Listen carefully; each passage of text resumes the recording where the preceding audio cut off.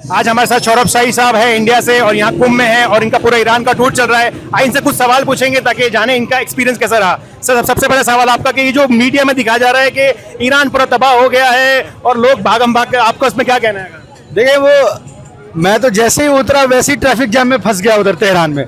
तो मैंने कहा कि भाई मैं 18 साल से आ रहा हूँ, या ये मेरा 14वां ट्रिप है ईरान का। मैंने कहा भाई देखो, जैम तो उतनी सी लग रही जितनी थी, तो इसका मतलब ये है कि लोग भागे भागे तो नहीं है।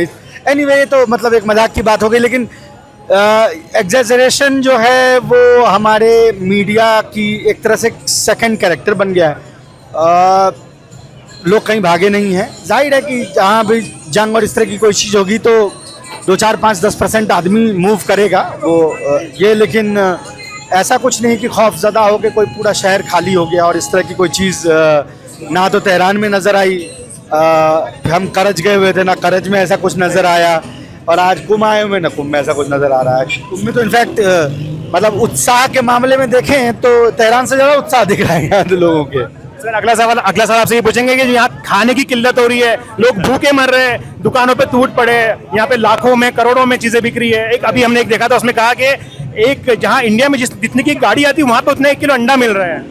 वो देखिए मूर्खतापूर्ण बात है, आपको पता ही है, चूंकि वो करेंसी का एक अपना यहाँ पे एक वैल्यू है, तो वो सिर्फ मिलियन सुन के और वो उसको ये समझ लेना कि वो उसकी मतलब करेंसी का जो डिनोमिनेशन है वही उसकी वैल्यू है, तो ये तो स्टुपिडिटी है। लेकिन अब इतने सालों में इंडियन मीडिया को देखने के बाद मुझे नहीं लगता है कि किसी को भी इसमें कोई बहुत ज़्यादा आश्चर्य होना चाहिए कि ये स्टुपिडिटी इस तरह की हो रही है।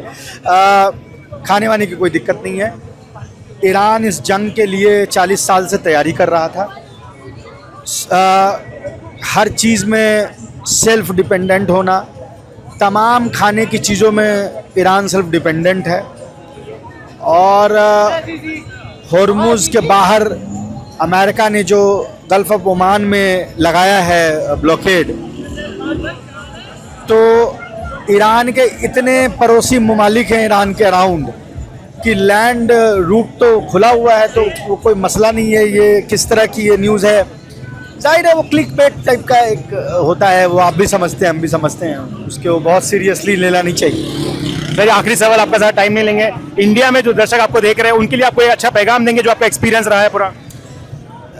इंडिया में तो देखिए, मैं यही कहूँगा लोगों से कि मालूमात जो है वो सही करें, इकट्ठा करें, जो अच्छे सोर्सेज हैं उसके थ्रू जानकारी लें, क्योंकि अगर आपके पास फैक्ट सही नहीं होंगे तो कंक्लूजन हमेशा गलत निकलेगा।